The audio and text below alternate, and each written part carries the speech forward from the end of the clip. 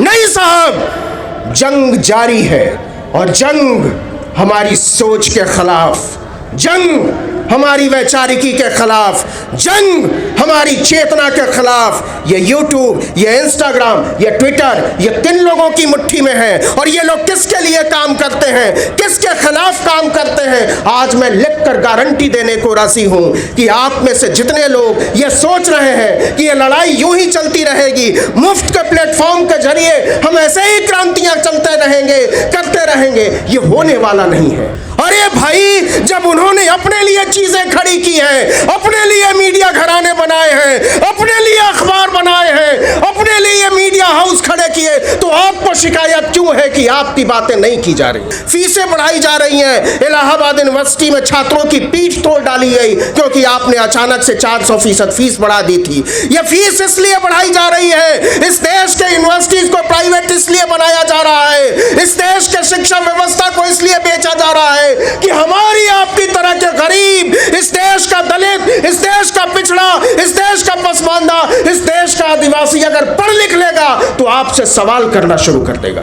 कौमी यकजहती को बचाने के लिए गंभीर है तो इस देश के सारे प्राइवेट यूनिवर्सिटीज के फाटक तोड़ दिए जाने चाहिए, उनको खोल दिया जाना चाहिए। दलितों के लिए, आदिवासियों के लिए, पिछड़ों के लिए, पसमानदा के लिए, औरतों के लिए, और नहीं तो इस देश की सरकार को गारंटी देनी होगी कि एमटी यूनिवर्सिटी में कोई बच्चा पढ़ना चाहेगा, अशोका यूनिवर्सिटी में कोई बच्चा पढ़ना चाहेगा, अगर कोई पढ़ना चाहेगा लवली प्रोफेशनल यूनिवर्सिटी गलगोटिया में, तो उसकी फीस सरकार भरेगी। और इस देश के हुक्मरानों को सबसे ज्यादा डर लगता है पढ़ने वाले लोगों से, लिखने वाले लोगों से, सोचने वाले लोगों से, बात करने वाले लोगों से। और इसीलिए इस देश के पढ़ने वाले लोगों को, इस देश के लिखने वाले लोगों को, इस देश के सोचने वाले लोगों को जेलों में डालने की तैयारी है। क्या कोई गुंडा लफंगा जेल में डाल रहा है? क्या कोई ऐसा आदमी जेल जा रहा है जिससे इस मुल्क के चैनो अमन को खतरा है? नहीं साहब, इस देश में जेल में डाले जा रहे कौन लोग? विश्वविद्यालयों में पढ़ाने वाले लोग, विश्वविद्यालयों में पढ़ने वाले लोग, किताबें लिखने वाले लोग, भाषण देने वाले लोग, विचार करने वाले लोग। क्योंकि आपको पता है कि यह सोच एक दिन आपकी सत्ता को उखाड़ कर फेंक देगी, इसलिए आप हर बात करने वाले आदमी को जेल में डाल देना चाहते हैं। लेकिन अगर आप सोचते हैं कि आप हमारी तरह के लोगों को, इधर बैठे लोगों की तरह के लोगों को, आपकी तरह के लोगों को जेलों में डाल देंगे, जेलों को भर देंगे, तो बातचीत करने वाले लोग ख़त्म हो जाएंगे, किताबें पढ़ने, लिखने, बोलने, भाषण देने वाले लोग ख़त्म हो जाएंगे। ये होने वाला नहीं है, ये होने वाला नहीं है। आप उम्र तय कीजिए अपनी सत्ता की, आप उम्र तय करिए अपनी नाफरमानियों की, और आप सोचिए कि आने वाले दिनों में इस देश के छात्र, इस देश के नौजवान, इस देश के शिक्षक, इस देश के किसान, इस देश के अल्पसंख्यक, इस देश का पसमानदा, इस देश की औरतें, इस देश के दबे कुचले लोग जब एक साथ खड़े होंगे तो आपकी हालत क्या होगी? आप टेलीविजन चैनलों की बात करते हैं, मैं हमेशा ये बात करता हूं और ये बात मुझे लगता है कि मैं तब तक करता रहूंगा जब तक कि स्थितियां बेहतर नहीं होती। ये कैमरे किसके कैमरे हैं? ये लोग कौन लोग हैं? इनको यहां क्यों आना पड़ा है? ये लोग क्यों खड़े हैं? ये यहां से जाकर क्या करने वाले हैं? ये इसलिए आए हैं क्योंकि इस देश के मीडिया घराने हमारी और आपकी बात कहने को राजी नहीं है। इस देश के टेलीविज़न चैनल, इस देश के अखबार हमारी बातचीत करने को राजी नहीं है। तो इस देश के टेलीविज़न चैनल हमारी बातचीत करने को राजी क्यों नहीं है? इस देश के अखबार यहाँ बैठे लोगों की बातें रखने को राजी क्यों नहीं है? इस पर बात तो करनी पड़ेगी, बात करनी पड़ेगी। चेहरा छुपाने से काम नहीं चलेगा, चेहरा बचाने से भी काम नहीं चलेगा। आप गौर कीजिए, पिछले 15-20 सालों में इस मुल्क में जो टेलीविज़न चैनल खुले, वो कौन से टेलीविज़न चैनल खुले? सबसे क्रांतिकारी टेलीविज़न पंडित प्रणय रॉय ने खोला।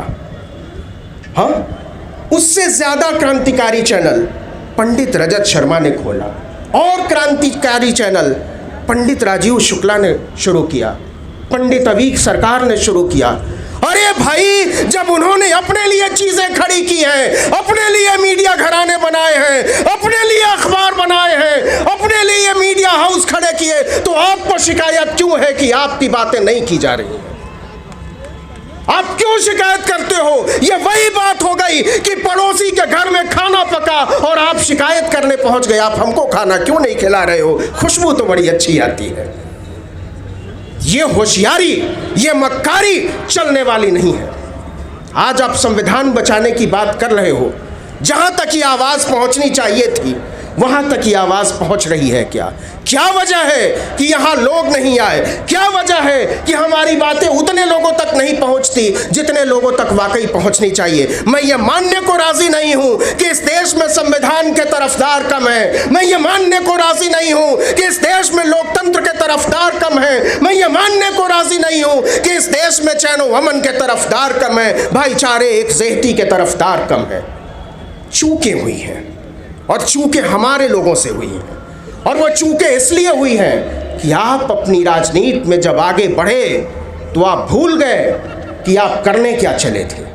आप भूलते चले गए कि जो चीज़ें लड़ाई को आगे बढ़ाने के लिए ज़रूरी थी वो आपने बेच दिया। आपने मीडिया घराने इसलिए नहीं खड़े किए क्योंकि आपको पता था आपको वहाँ सरेंडर करना है।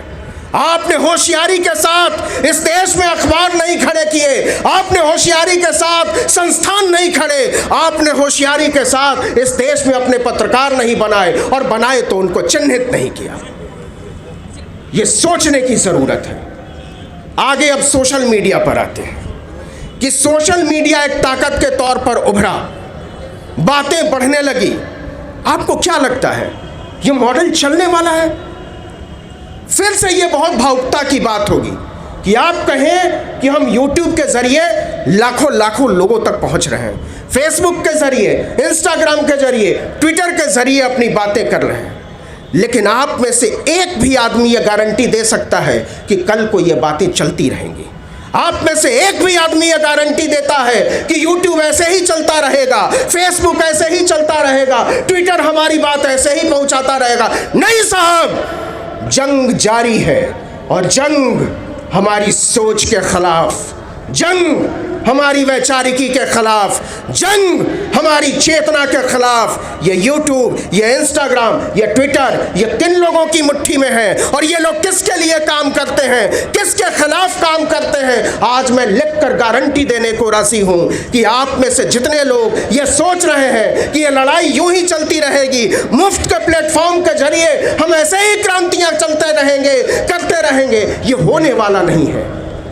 क्योंकि ये कुंडलियां उन्हीं लोगों के हाथों में है जो हमारे और आपके खिलाफ काम करते हैं। आज आप कहते हैं नेशनल दस्तक, आज आप कहते हो आर्टिकल 19, लक्ष्मण यादव यहाँ बैठे हुए, रतन लाल सामने बैठे हुए। अरे भाई, हम 5 लाख, 10 लाख, 20 लाख लोगों के लिए मारामारी करते हैं, आप बहुजन राजनीति की बात कर रहे हैं, वैचारिकी की बात कर रहे हैं। अगर वाकई इस देश में संविधान बचाने के लिए लोग बहुत जागरूक हो चुके हैं, अगर लोकतंत्र बचाने के लिए लोग जागरूक हो चुके हैं, तो सबसे बड़ा बहुजन प्लेटफॉर्म 50 लाख सब्सक्राइबर्स का क्यों है? जबकि इस देश में बहुजनों की आबादी 100 करोड़ है, और इस देश के सबसे बड़े मीडिया घरानों के लिए, जो अनिवार्यतः इस देश के बहुजनों के खिलाफ हैं, जो इस देश के किसानों के खिलाफ हैं, जो इस देश के नौजवानों के खिलाफ हैं, उन्हें करोड़ों करोड़ों लोग सब्सक्राइब करके देख, और मैं गारंटी देता हूं कि हमारे और आपके बीच के लोग उसको सब्सक्राइब करके देखते हैं। क्यों देखते हैं? इसलिए देखते हैं कि आपके माइंड को पढ़ने का, आपके दिमाग को गढ़ने का, और आपकी पूरी वैचारिकी को बनाने का जो अभियान चलाया जाता है, और वो अभियान जहां से चलाया जाता है, वो लोग वही लोग हैं जो हमको और आपको खत्म कर देना चाहते हैं। ये लड़ाई छोटी नहीं है। संविधान की बात उठी है, लोकतंत्र की बात उठी है, बात उठी है जातीय जनगणना की, तो सोचना पड़ेगा कि अगर हम लड़ने चले हैं, अगर हम भिड़ने चले हैं, अगर हम बदलने चले हैं, तो हमारे हथियार क्या होने चाहिए? आप बताइए साहब, इस देश में 1995 में एक प्राइवेट यूनिवर्सिटी थी, सिक्किम मणिपाल यूनिवर्सिटी, एक। एक प्राइवेट यूनिवर्सिटी थी। आज इस देश में लगभग 450 प्राइवेट यूनिवर्सिटी है। आप सोचो कि 27 साल में 450% का इजाफा है।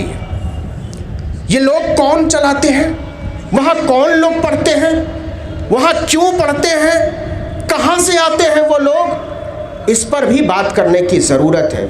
यहाँ के सरकारी यूनिवर्सिटीज़ को कमज़ोर किया जा रहा है, पब्लिक फंडेड कॉलेजेस को कमज़ोर किया जा रहा है, सेल्फ स्पॉन्सर्ड सीट बढ़ाने का दबाव डाला जा रहा है। लक्ष्मण बैठे हुए हैं तो आएंगे और बताएंगे कि न्यू एजुकेशन पॉलिसी के नाम पर क्या तमाशा चलाया जा रहा है। फीसें बढ़ाई जा रही हैं। इलाहाबाद यूनिवर्सिटी में छात्रों की पीठ तोड़ डाली गई क्योंकि आपने अचानक से 400% फीस बढ़ा दी थी। यह फीस इसलिए बढ़ाई जा रही है, इस देश के यूनिवर्सिटीज़ को प्राइवेट इसलिए बनाया जा रहा है, इस देश के शिक्षा व्यवस्था को इसलिए बेचा जा रहा है कि हमारी आपकी तरह के गरीब, इस देश का दलित, इस देश का पिछड़ा, इस देश का पसमानदा, इस देश का आदिवासी अगर पढ़ लिख लेगा तो आपसे सवाल करना शुरू कर देगा।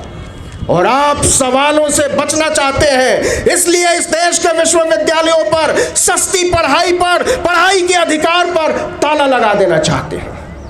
अगर हम और आप वाकई इस देश के संविधान को बचाने के लिए गंभीर हैं, इस देश के लोकतंत्र को बचाने के लिए जरूर गंभीर हैं, कौमी यकजहती को बचाने के लिए गंभीर हैं, तो इस देश के सारे प्राइवेट यूनिवर्सिटीज के फाटक तोड़ दिए जाने चाहिए, उनको खोल दिया जाना चाहिए। दलितों के लिए, आदिवासियों के लिए, पिछड़ों के लिए, पसमानदा के लिए, औरतों के लिए, और नहीं तो इस देश की सरकार को गारंटी देनी होगी कि एमिटी यूनिवर्सिटी में कोई बच्चा पढ़ना चाहेगा, अशोका यूनिवर्सिटी में कोई बच्चा पढ़ना चाहेगा, अगर कोई पढ़ना चाहेगा लवली प्रोफेशनल यूनिवर्सिटी गलगोटिया में, तो उसकी फीस सरकार भरेगी, तो उसकी फीस सरकार भरेगी।